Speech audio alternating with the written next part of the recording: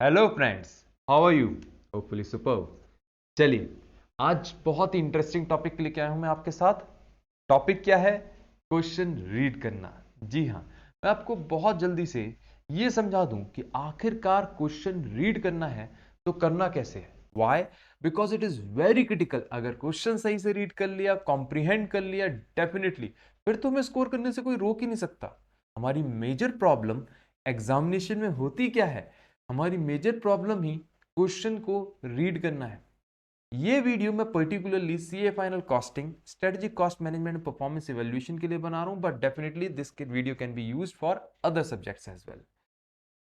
दोस्तों, हमारे SCM PE के अंदर दो तरीके के क्वेश्चन आते हैं। कौन कौन से?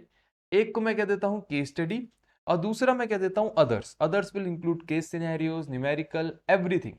ठीक है, तो केस स्टडी मैंने अलग क्यों की? एक्चुअली आप भी जानते हैं और मैं भी जानता हूं, केस स्टडी का क्वेश्चन काफी लेंथी आता है। और प्रॉब्लम ये है, हमारे स्टूडेंट्स जो हैं वो ये समझ नहीं पाते कि आखिरकार इतने लेंथी क्वेश्चन को रीड करें, कॉम्प्रिहेंड करें तो करें कैसे, क्योंकि हमारे पास बड़ा लिमिटेड टाइम होता है। Limited time, yes. अरे आप खुद सोच के देखिए, 100 मार्क्स का पेपर 180 मिनट्स में करना है। अगर 100 मार्क्स 180 मिनट्स में स्कोर करने हैं तो on average you can say 10 marks का 10 मार्क्स का क्वेश्चन करने के लिए आपको ज्यादा से ज्यादा 18 मिनट्स हैं। अरे सर, आप बात तो बिल्कुल सही कह रहे हैं। 18 मिनट्स में क्वेश्चन रीड भी करना है और उसको लिखना भी है। हाँ हाँ, चलो 20 मार्क्स का आ गया तो लेंथ भी तो बढ़ जाएगी सर। और उसके अंदर क्या होगा, जितनी लेंथ बढ़ेगी हमें रीड करने में ज्यादा टाइम लगेगा और लिखने में भी ज्यादा टाइम लगेगा। तो sir what shall we do so that we can take the test, take the examination in the best possible manner? तो दोस्तों, मैं आपको एक बहुत सिंपल सी ट्रिक सिखा रहा हूं।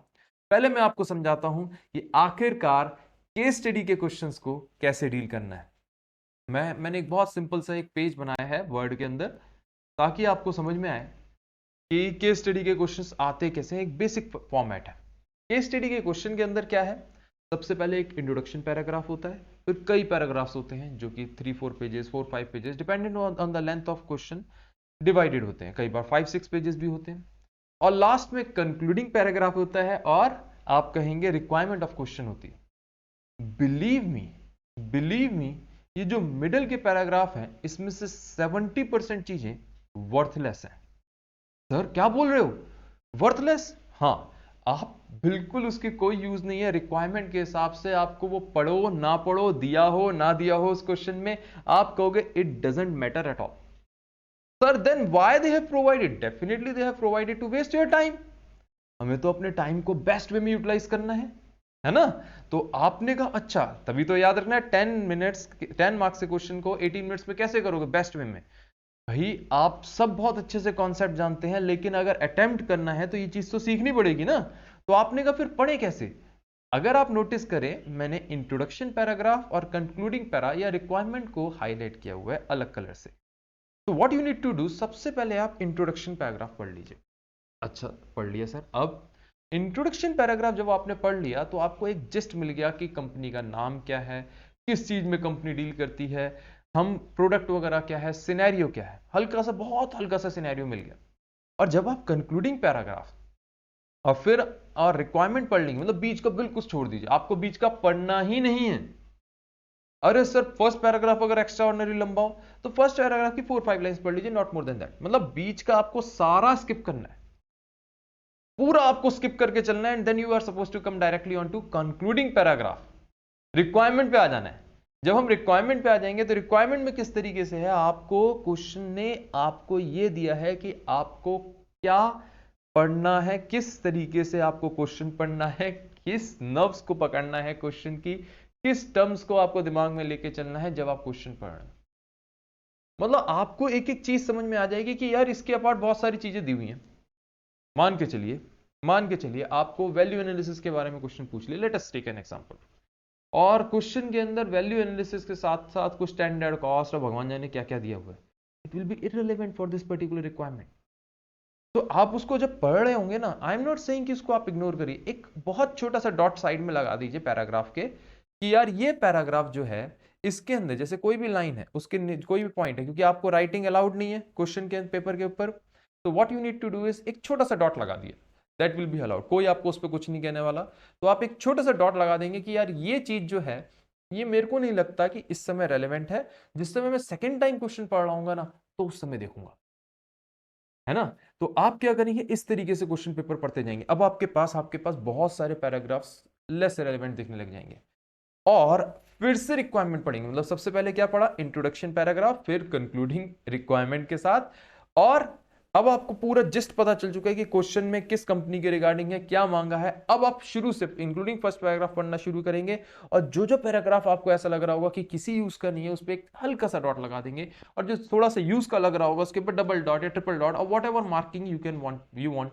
लेकिन ऐसा नहीं होना चाहिए कि वो चीटिंग वाली मार्किंग लगे। देखो भाई, मैं कोई गलत प्रैक्टिस नहीं सिखा रहा, आई एम टीचिंग यू कि किस तरीके से आपको देखो, क्योंकि लिखना अलाउड नहीं है ना, तो हमें कुछ ऐसा करना पड़ेगा कि हमें पता चल जाए कि ये पैराग्राफ इंपॉर्टेंट है, हमारे लिए पैराग्राफ वर्थवाइल है।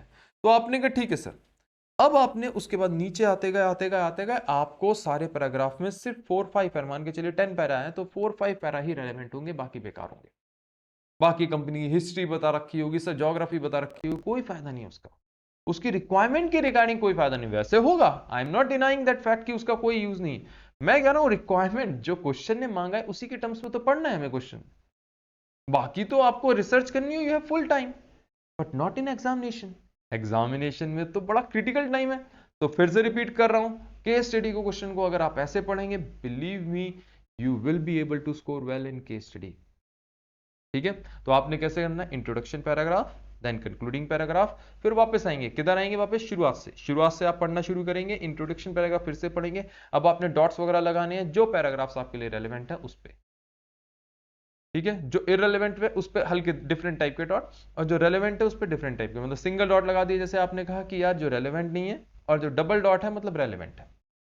आपने कहा कि सर बहुत आसान सी बात है। और उसके बाद आप जब आंसर लिख रहे होंगे तो उसी उसी चीज को आप पहले, आप आंसर कैसे लिखते हैं, आंसर, चलो आंसर के लिए एक काम करते हैं, एक अलग वीडियो बनाएंगे। ठीक है, आंसर में पहले कॉन्सेप्ट वगैरह लिखते हैं, फिर बहुत सारी चीजें मैं आपको समझाऊंगा, उसके लिए एक अलग वीडियो बनाएंगे। अब आ जाते हैं दूसरे टाइप के क्वेश्चन।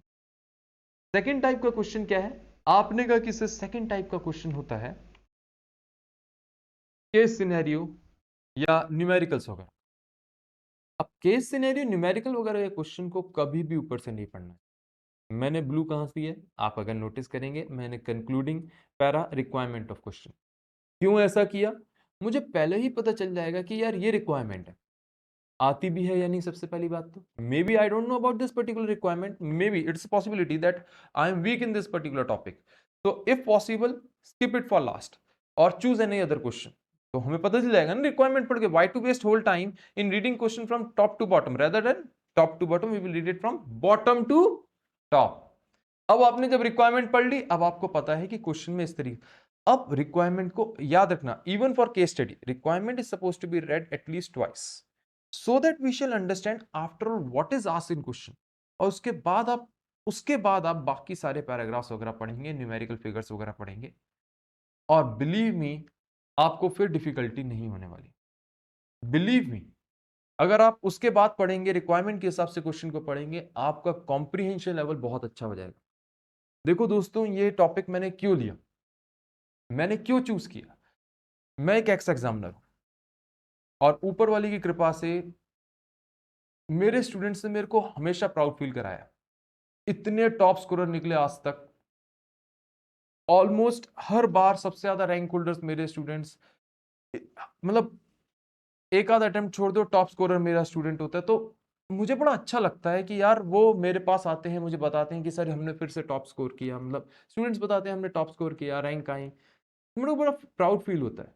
तो मैं चाहता हूं कि यार सिर्फ मेरे ही स्टूडेंट्स टॉप स्कोर ना करें, मैं चाहता हूं कि जो स्टूडेंट्स नहीं पढ़ पा रहे मुझसे, उनको भी बेनिफिट मिले, उनके पास भी बेस्ट नॉलेज आए। इसीलिए मैं चाहता हूं कि आप इन टेक्निक्स को इंप्लीमेंट करिए। Being an x examiner, I can guide you कि किस तरीके से एग्जामिनर सोचता है। मुझे मालूम है ना कि पेपर में जब पेपर सेटर बैठा है, पेपर चेकर बैठा है, जो भी बैठे हैं, उन सबकी सोच कैसे है। इसीलिए आप लोगों को सबसे इंपॉर्टेंट फर्स्ट पार्ट क्या है, सबसे इंपॉर्टेंट है क्वेश्चन रीड करना। आगे हम लोग और वीडियो बनाएंगे जिसके अंदर हम डिस्कस करेंगे क्वेश्चन के सॉल्यूशन को किस तरीके से प्रेजेंट करें। ताकि हमारे को बेस्ट आंसर के सॉल्यूशन भी मिले, मतलब नंबर भी मिले, सॉरी। तो आपने कहा ठीक है सर, इस वीडियो में हमें अच्छे से समझा गया, हम भूलेंगे नहीं। केस स्टडी वगैरह के क्वेश्चन को कैसे रीड करेंगे, पहले इंट्रोडक्टरी पैराग्राफ, फिर कंक्लूडिंग पैराग्राफ, फिर रिमेनिंग पैराग्राफ। अदर क्वेश्चंस को कैसे पढ़ेंगे, रिक्वायरमेंट वगैरह पहले पढ़ लेंगे, कॉम्प्रीहेंड कर लेंगे रिक्वायरमेंट को, then we are going to read our main question in context of requirements. और इसके बाद आपकी कॉम्प्रीहेंशन लेवल में डिफरेंस देखिएगा, यू विल फील ग्लैड। एक लास्ट प्रो टिप, आपने कहा सर कोई रह गई थी? हाँ, प्रो टिप ये है दोस्तों, अगर आप किसी भी क्वेश्चन को जब पढ़ रहे हैं, अगर पॉसिबल आपकी मान के चलिए रीजनल लैंग्वेज बंगला है या पंजाबी है या हिंदी है, तो उसको इंग्लिश को उस लैंग्वेज में कन्वर्ट कर लो। It will consume around 30-40 seconds extra, but believe me your comprehension level will be at the skies. मतलब आप क्या पढ़ रहे होंगे, this is an additional free pro tip, आपका मतलब कॉम्प्रीहेंशन अपने आप में बहुत जबरदस्त होगा। ठीक है, तो आप, सिंपल सी बात है, जिस लैंग्वेज में आप फ्लुएंट सबसे बेस्ट हैं, कई लोग सोचते हैं हम इंग्लिश में फ्लुएंट हैं, बट बिलीव मी आपकी जो मदर टंग होती है उससे ज्यादा फ्लुएंट आप किसी में नहीं होते, इसीलिए कन्वर्ट करने में कोई बुराई नहीं। ठीक है, चाहे आप बहुत फ्लुएंटली इंग्लिश बोलते हो, इट डजेंट मैटर, फिर भी कन्वर्ट कर लो।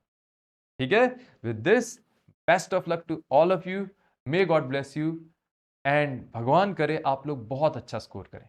Bye bye.